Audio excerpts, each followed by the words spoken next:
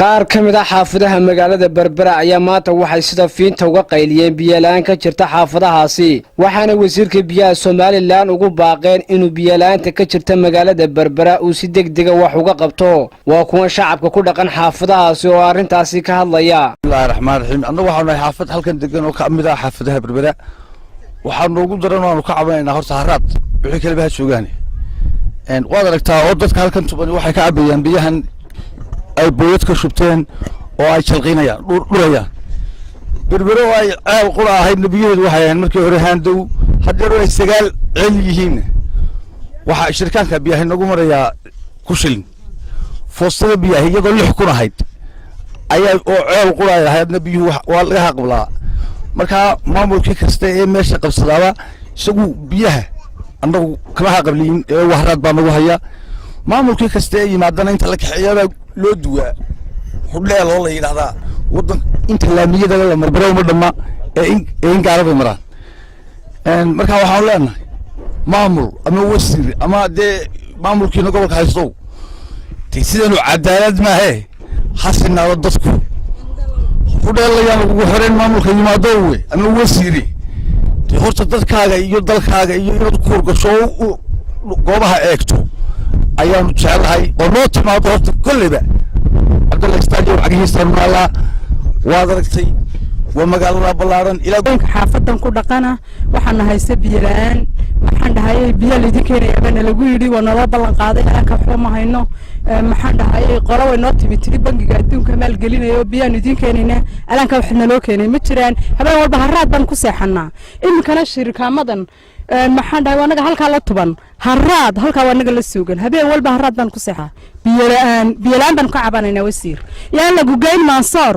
iyo maxaan dhahay lagu la gelina hal lagu tuso dayarta iyo dhulka haraadka loogu baqtiyay Berbera 9 ceel leeyr ceel kaliya ilahayd 500 bay biyo lagu mareeyeen oo markaa aan helayni hadeer iyadoo la 9 ceel bay leedahay ma hayno biyihii kundu lagu maraya shirkaanku ay dad yar degan oo aan iibsan ba karayn ku kala helayn shilin ba shirkaanku nagu maraya ma hadaan heli lahayna cilmaana qabnay mar aan booyad helo oo booyadii hadda doontaan shilinkii aad siisan lahayd aan ugu bahay aniga magacaygu yahay Anab Cabdi waxaanu ka cabanaynaa biyo la'aan haddaan nahay xaafadda garoonka hoostiisa aad iyo aad baan biyo ugu dhibanahay maxay haytay foostada markaan soo shubto booyadu ma tagaan meesha wax ma keenaan dhulka Ilaahay bay ku kala qaybsanaan marka waxaanu ku shubanaa foostada 15 kun mid kale ma bayaala helayno biyana meel laba nooma soo joogan jaamalaya iyo bay noo soo joogan dhulka reerka u xidhan yihiin waa ka haraadan yahay way ka go'an yihiin dib waxaan nahayaa waa biyo la'aan iyo haraad waxaan la yiraahdaa xaafadayada waraaba taago garoon Cabdalaagtiisa weeye biyaba male waxa looga baqtay waa biyo la'aan habeen walba wadaha loo soo xidhay biyo la iibiyaba ma keenaan reerkii loo soo xidhay baaba ku biyo la mid kalena daaba oo biyo ka hela marka biyo la'aan baanu taaganahay waxaanu leenahay wadanayaasha oo aan ugu baaqaynaa wasiirka biyo inuu si deg waxaan ka qadiyaan billahi ka taaganahay biyaha in lagu wariyaba lagu kiciyo anagoo dayara oo 500 heli haynin in waagi bariya gobolka dhaca lagu kiciyo haddii kale leeyahay waxaan leenahay dawladda sharafta leeyahay caynka naga dayso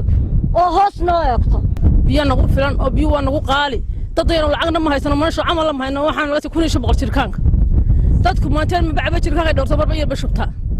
si ay maanta caawa ugu gaadho jirkaanka ilaa lacag ma haystaan marka waxaan doonaynaa dadka anagu reer miyaano ma kala naqaane dadka waxaan ugu wada in laga bedelayaan u baahano jecel waxaan u baahanahay in biyo naloo keeno waxaan u baahanahay in cabasidka iyaga iyo maxay la hirgeliyo wixii aan u baahanahay shirkaankii biyaha 1500 buu nagu taagan yahay sida ugu dhaqsaha badan waxaan u jecelnahay oo codsanaynaa in biyo noo keentaan oo noo timaadaan oo maamulka iyo magaalada iyo madaxda iyo wasiirada intuba ay noo yimaadaan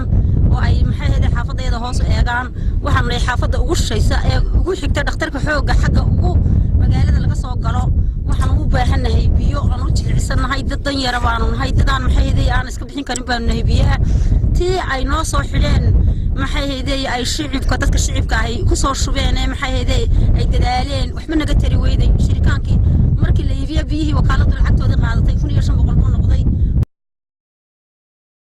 dhanka kale mar aanu isku daynay inaanu dhaliilahani loo soo jeedinayo wakaalada biyaha ee magaalada Berbera aanu wax ka weydiino maareeyaha wakaalada biyaha ee Berbera ayuu ahaa xafiiskaasi gebi ahaanba mid ay albaabadu u laaban yihiin oo aanay wax shaqo ka soconin. maalintii shalay ayay markii wasiirka wasaaradda biyaha Soomaaliland uu sheegay inay magaalada Berbera ka sameynayaan mashaariic horumarineed taasoo wax laga qabanayo biyo la'aanta ka jirta magaalada Berbera.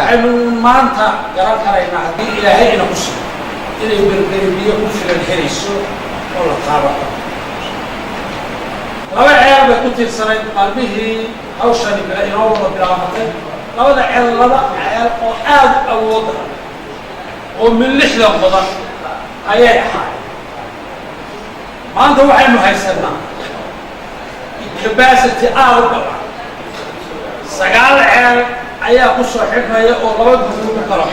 muddooyinkii u dambeeyay waxaa jira dhaliilo dul hogganaya wakaalada biyaha ee magaalada Berbera taasoo ku saabsan biyo la'aanta ka jirta magaalada Berbera. waa Cabdirasaaq Qaasim Jaamac, telefishinka Somali News, magaalada Berbera.